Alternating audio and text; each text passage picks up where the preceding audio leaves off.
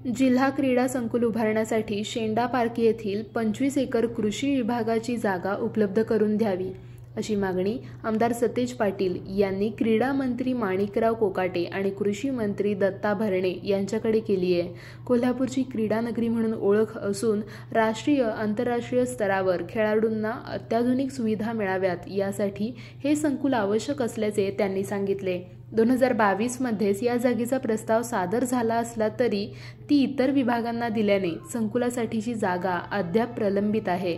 शेंडा park हे शहराजवळ असल्याने तेच ठिकाण खेळाडूंसाठी सोयीस्कर असल्याचे पाटील यांनी स्पष्ट केले।